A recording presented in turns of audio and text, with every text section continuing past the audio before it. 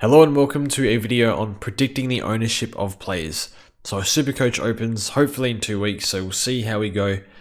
But yeah, I have my predictions for defenders, mids, forwards, and rucks. I have the top 3 highest owned premiums, the most owned mid-pricer, the most owned rookie, which is a bit whatever at this stage, but also have the most disrespected. So here I have defenders, and I think, yeah, we'll get straight into it.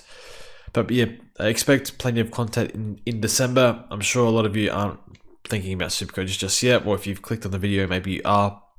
But nonetheless, yeah, we'll do a bit of content for those that are interested in December, and then we'll ramp it up over January and February and whatnot.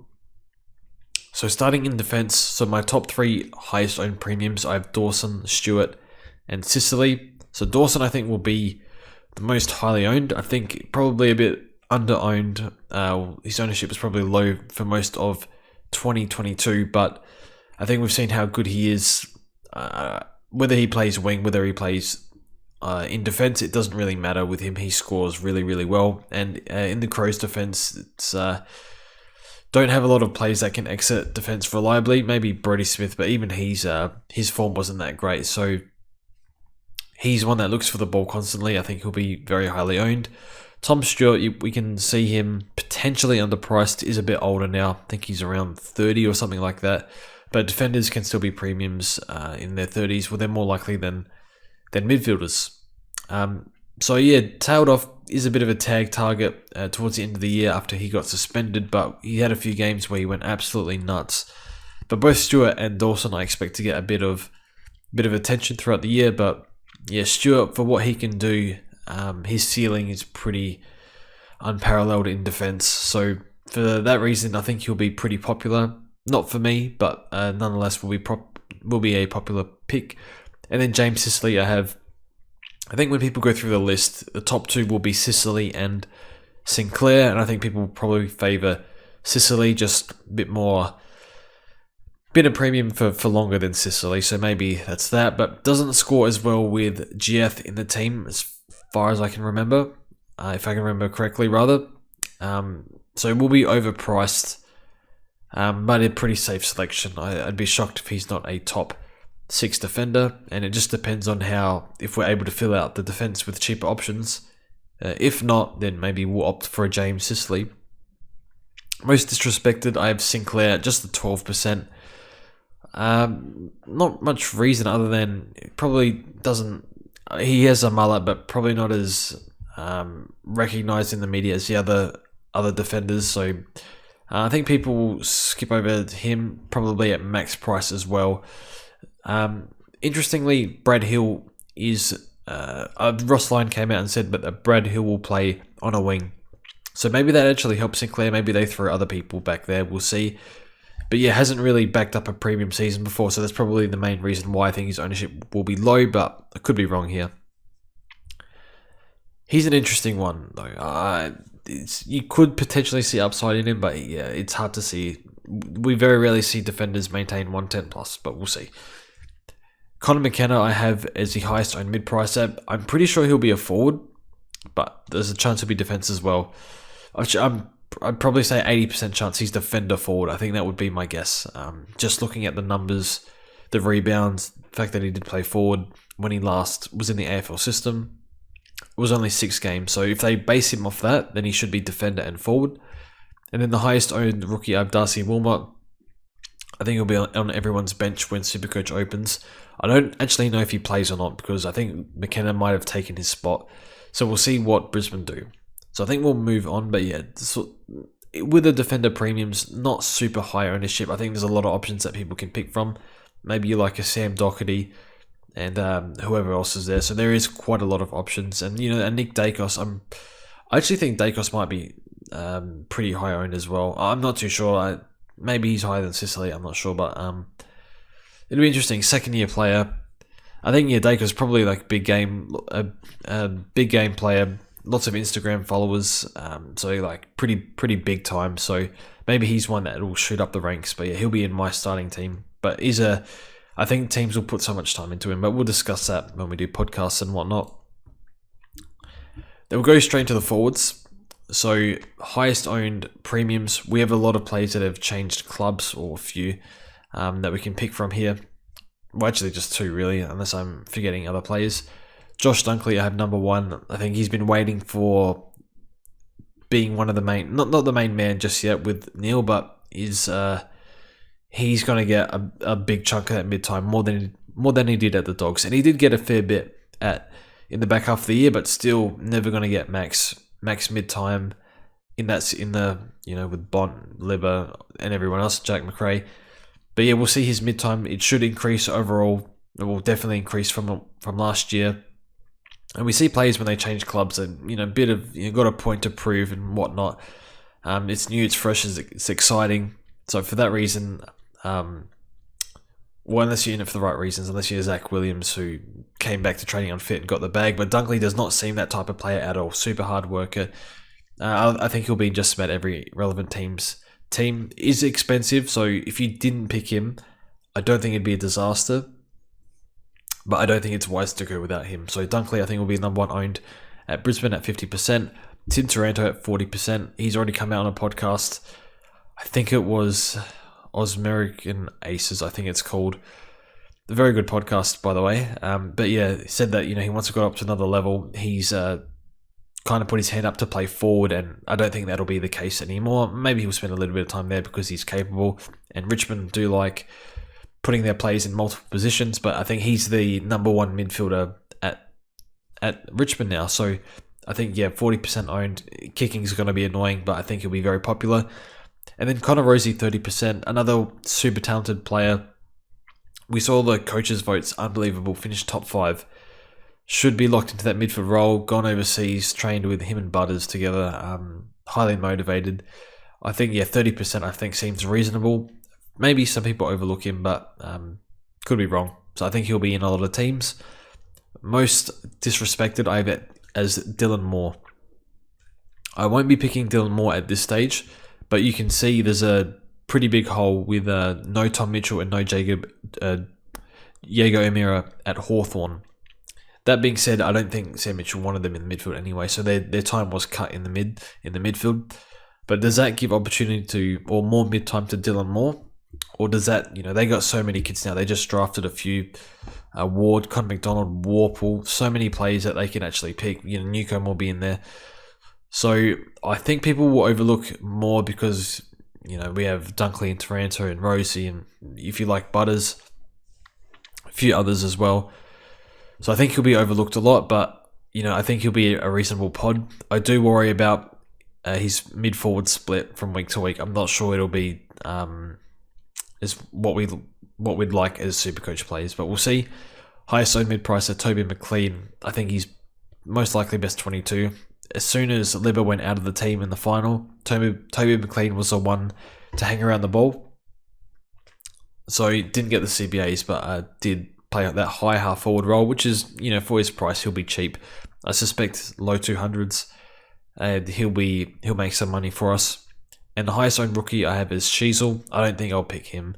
Numbers, I think he'll have to play forward mostly for a start, but people see high owned rookies or high picks, and then that generally translates to them being highly owned. So, excuse me, my nose is a little stuffy at the moment, but yeah, I think he'll be, a lot of people will pick him, and he'll be dropped a lot, I think, as season progresses. I think he'll be a good player, but I don't think the role will be good. But yeah, just how it is. People just pick the high picks for whatever reason on open. So moving on to the ruck line. I think the ruck line, you might say it's a mess, but it's also interesting. Really, really interesting, because there's options everywhere. Names I don't have on this list. Darcy Cameron. Don't even have Max Scorn, but obviously we know the issues there with Grundy in the team. Jared Witts is a fascinating one, and they're often up for different videos. I could honestly do a 2-3 hour video just talking about rucks. So the rucks I have here, the highest owned I have is Tim English. Had a lot of excuses last year, like things didn't go right, didn't really get back to his best after his concussion. But I think for preseason, I think he can open the year similar to how he did this year. I do worry slightly with English just because it seems to cop a lot of knocks and wasn't able to maintain that form, although he did have excuses for it. But yeah, I think maybe there's a bit more points to go around with Dunkley out the team. No, or they're bringing in Lob, so he's actually got that proper, that proper support forward ruck now. Whereas I'm not really sure what their setup was before, like kind of using Bruce when he was playing, and they have a history of throwing their midfielders in the ruck. So I think Lob should be really solid support for English. Next, I have Rowan Marshall. I think people see, he's underpriced, copped a few issues last year. There is a threat of a few ruckmen underneath him that can come join the team. So Rowan's a bit of a not too sure. I think we need more info in the preseason. But yeah, at any point in the season, like they could just bring in Campbell, or they got a young guy, Max Heath, as well. So that's one to monitor to see how that works. But I think Ross Lyon will bring the best out of a lot of his players. So he's definitely on the radar. I think he's in my current team. I'm not sure. Him or Sean Darcy, but we'll see. And next I have Brady Grundy. I think people will see Grundy will be pretty cheap. Probably ruck a bit more than Gawn, I'm guessing, just because of how what's best for team structure. But Brody Grundy, not really sure. I don't think he's top 2, especially with Max Gawn. So we'll see. Most disrespected, I have Sean Darcy. The reason I have him at low ownership at just 13% is because people will see that Luke Jackson is coming in. Okay, better not pick Sean Darcy now. But Fremantle have said, I think over the past week or two, Luke Jackson will play predominantly forward.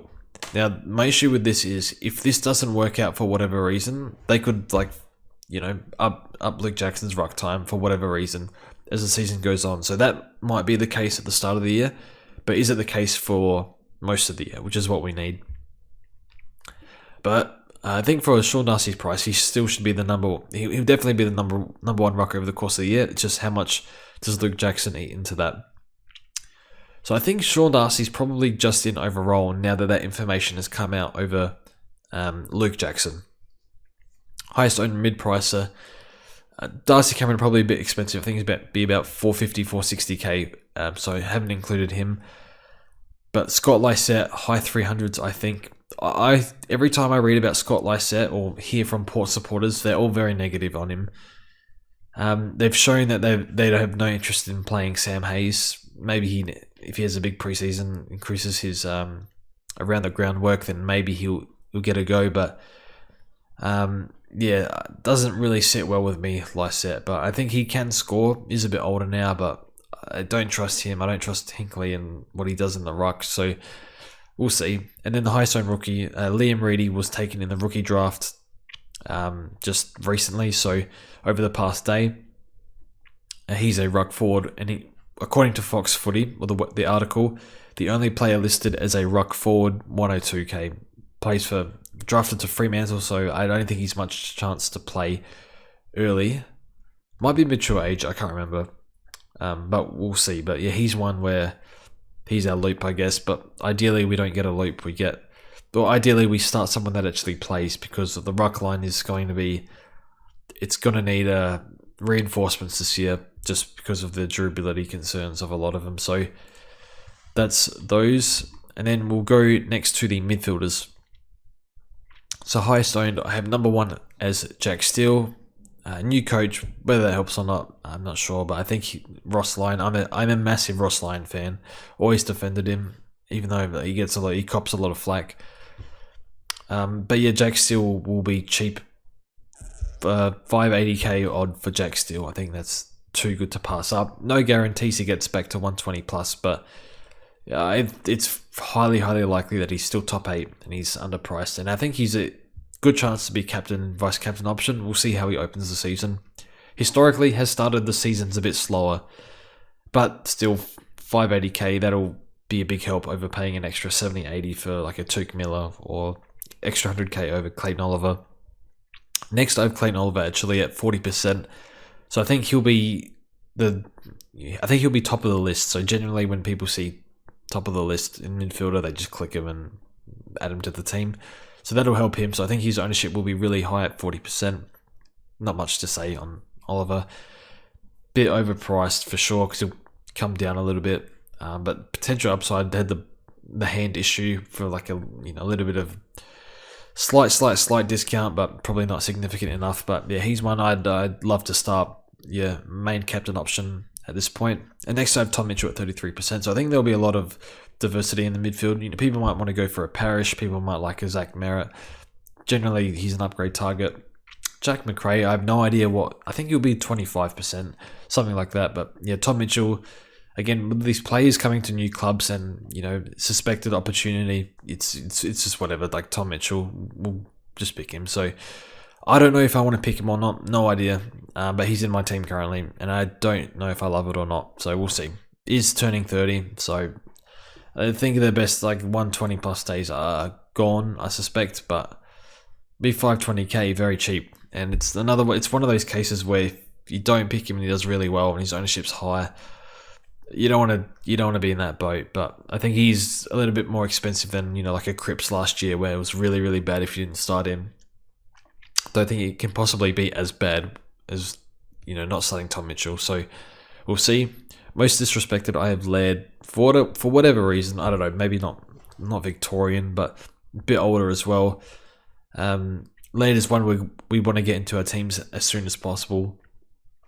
I don't think you can start. I mean, you could, but starting Oliver and Laird, I think that's just too much. And I think people will opt for Clayton Oliver, a bit younger. But yeah, Laird is one. He's so clear of the number one midfielder at the Crows, and people, they might take him a little bit, but I don't think he's anywhere near as. I think he cops it. He deals with a tag quite well for a start, and he won't cop as many tags as other mids like an Oliver. So for that reason, I don't think his ownership will be super high. But I think he'll be an option where we need to get him in ASAP, because he was such a good captain option, and I can see him. He's a bit old. I think he's 29 now. So that's when sort of, I think he's 29, not 100% sure, but that's when midfielders kind of, they're past their prime usually at that point. So look, get him in ASAP, I think. Just high floor, just barely dropped in price last year. Highest owned mid-pricer, Jacob Hopper, I think low 300s.